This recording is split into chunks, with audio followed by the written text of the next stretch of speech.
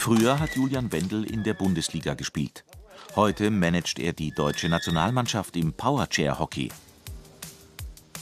Einmal in der Woche trainiert der 40-Jährige aber auch die Würzburger E-Hockey-Mannschaft. Seine Ballbusters Würzburg. Ich wollte damals, meine Mutter erzählt es immer, in jede Sporthalle reinschauen, wo was los war. Und anscheinend sind wir auch hier mal in die Halle rein. Und dann müssen meine Augen so gestrahlt haben, dass meine Mutter dann eben den Entschluss gefasst hat, dass ich da mal mitspielen soll. Und heutzutage ist es noch immer meine große Leidenschaft. Ich brenne für den Sport und engagiere mich daher eben auch sehr stark. Seit er 6 Jahre alt ist, brennt Julian Wendl für das Hockeyspielen. Er lebt mit einer spinalen Muskelatrophie, ist stark bewegungseingeschränkt. Trotzdem wollen seine Eltern, dass er so normal wie möglich aufwachsen kann. Er besucht eine Regelschule, macht Abitur, studiert Psychologie.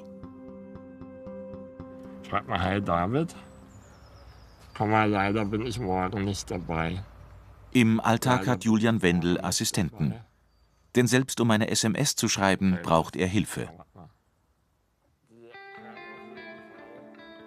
Wenn er in der Stadt unterwegs ist, stößt er immer wieder auf Hindernisse. Stufen in Trambahnen oder fehlende Rampen. Genau das wollte Julian Wendl nicht hinnehmen. Für mich war es immer ein Problem, in der Straßenbahn zu fahren. Es war fast unmöglich, weil ich diese Stufe einfach nicht nach oben kam. Auch nicht mit Hilfe. Kannst du uns mitnehmen? Kannst du helfen? Kommt er? 4 Jahre setzt er sich ein.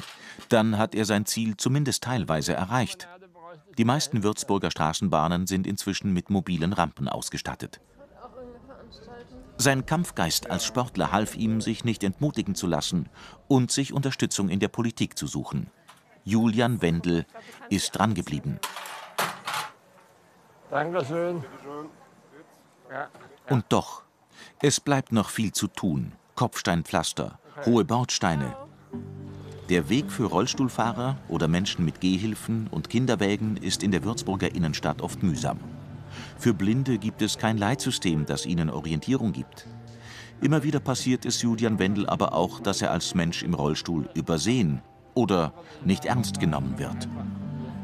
Oftmals ist es sogar so, dass meine Assistenzperson angesprochen wird, was ich denn gerne hätte.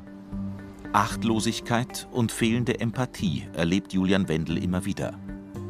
Auch deshalb engagiert er sich als Behindertenbeauftragter der Stadt Würzburg. Wie heute beim Arbeitskreis Barrierefreies Bauen.